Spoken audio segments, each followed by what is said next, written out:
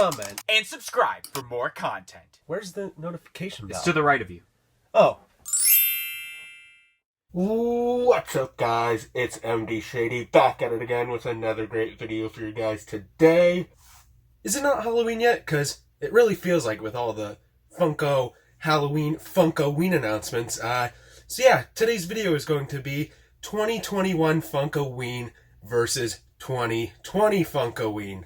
Let me get this off. But before that, don't forget to subscribe if you're new here and hit that little notification bell to be notified when future content like this video gets released. But anyways, guys, let's check it out. So like I said, today's video will be a which is better between Funkoween 2020 and Funkoween 2021. Like always, when we do comparisons for kind of these Funko events, I guess you could say, there's always some subcategories of where these pops are kind of divided into. So the categories we have for you are Add Icons and Icons, Disney, Marvel and DC, Movies, The Nightmare Before Christmas is its own category, Television, and then Miscellaneous. So I guess we will start off with Add Icons and Icons. So back in 2020, last year, we had the two different pops for Stephen King, and I really like this. The Books A Million one I really like, where he has the book and the dog is really cool as well. The FYE one is also really cool, where he has the It balloon and then he's got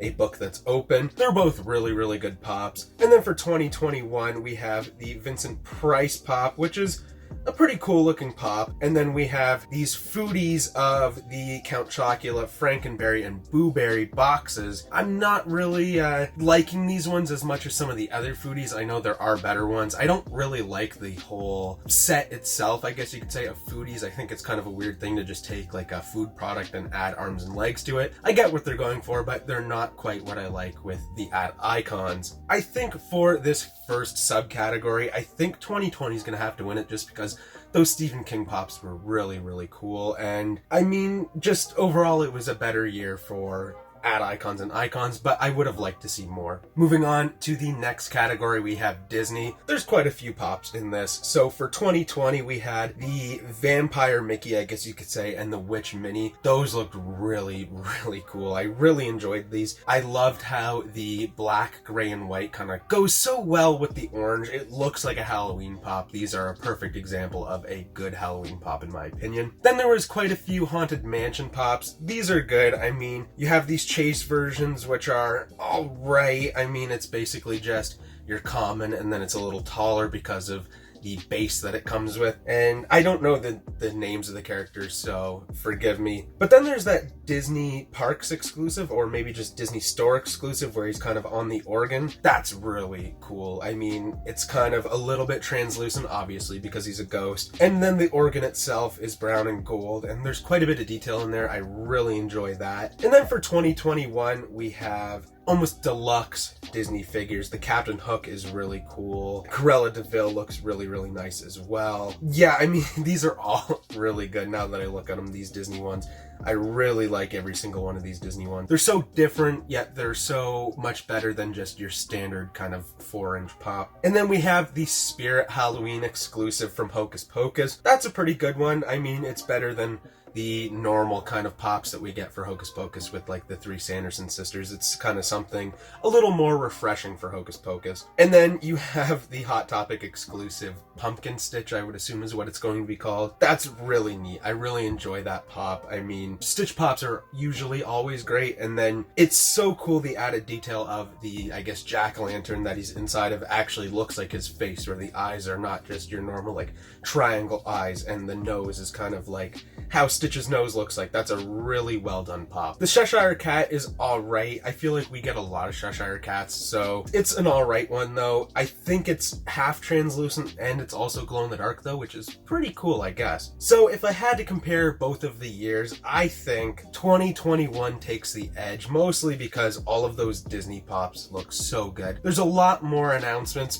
but then again, that Mickey and Minnie from last year were so cool. I would love to have those in my collection, but I think I would rather have some of these other Disney characters than that Mickey and Minnie. Moving on to the third category, it is Marvel and DC. Ay is all I have to say. Back in 2021, did I say 2021? I meant to say 2020. We had the Marvel zombies. There's the Hulk, Wolverine, Deadpool, Mysterio, Venom, and then there's, what's his name? Silver Surfer. Some glow-in-the-dark variants of some of those characters. And first things first is I hate Marvel Zombies, but it also makes sense for a Funkoween announcement, I suppose. These were alright. This is when it wasn't so ridiculous where we just had so many of these Marvel Zombies like we see today. And then that's moving on to 2021 where there's the Venomized ones that are coming out, and these are kind of cool. I kind of like the Kingpin. He kind of looks alright as a Venomized pop, but I also don't really enjoy the Venomized pops too much. But then we have this new kind of set of these DC characters, which are kind of,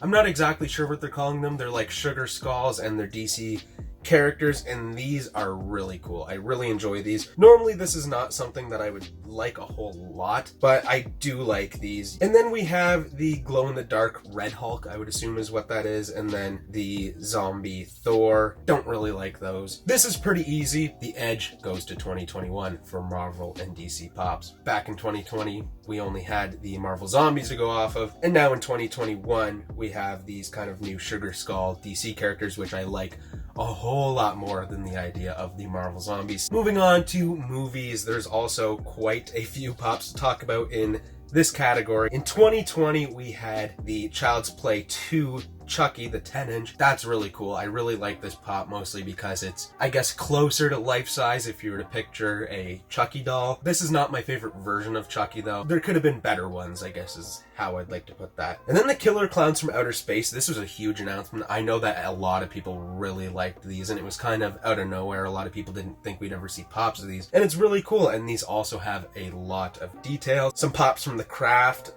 those are kind of plain and boring to me in my opinion. The Zombieland pops, this was a cool announcement. Zombieland's a pretty cool movie. You have the Chase version of Bill Murray, which is really awesome. And then all of the Edward Scissorhands pops that got announced for this, so great. I love that Dino Shrub. I mean, these are great too because I do own the original Edward Scissorhands, and seeing a new updated skull was really cool because it's crazy how much more detail and kind of how Funko has evolved over the years, especially since that pop came out. The Corpse Bride pops, these were two great pops. I know there was a lot of hype over these as well, and I mean there should be. They look great, and I think it was well past due for them to get their own pops. The Universal Monsters, these were pretty cool, but it's kind of stuff that we've already seen before, I guess you could say. And then the two characters, I forget their names right now, from Beetlejuice, these have a lot of detail. I really liked these ones as well.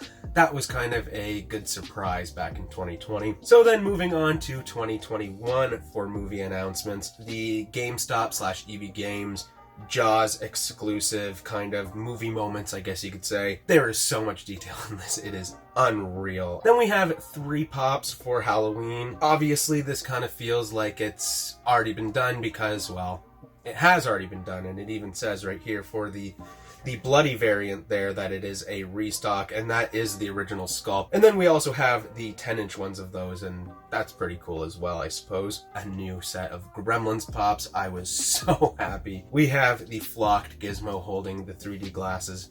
So cool. There's also Daffy in this set, which is amazing. Another Corpse Bride pop, and it is the Corpse Bride, obviously, but it's a diamond collection. I do kind of like this one better than the original one, but it's just one pop rather than last year we got 2 pops, I guess. What else could I talk about that I kind of know about? We do have more Universal Monsters, and I do like this selection a little bit better. And then the Texas Chainsaw Massacre. This is a pretty cool pop. There's a lot of blood splatter even on the chainsaw and on his kind of apron, I guess you could call it. So after kind of highlighting some of the really good pops from the movies categories, I think 2020 was a really good year for movie pops for Funkoween, but I think I have to give the edge to 2021. That Movie Moments pop is just a work of art, honestly, and I think almost that alone could take 2021 to have the edge.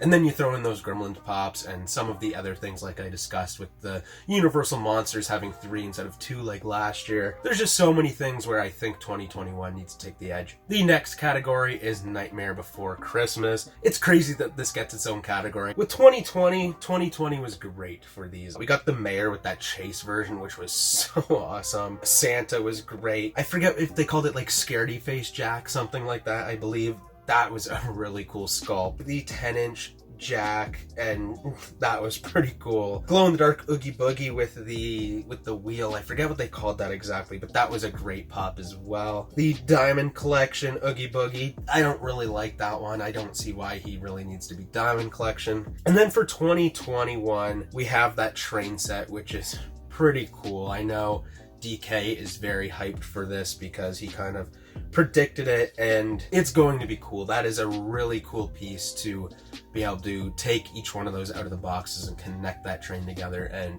have it look so good on a shelf rather than just kind of your stationary pops in boxes. More art series like there was for last year I didn't talk about because there's not a whole lot to talk about with those. It's just a couple of Jack Skellingtons that don't look great in my opinion. And then we have some Oogie Boogies, we have the Mayor. I don't know, I'm just not a huge fan. We have the Mayor again. These are Diamond Collection. I don't know exactly how these are going to look. They might look really awesome, but I don't think so. What year takes the edge?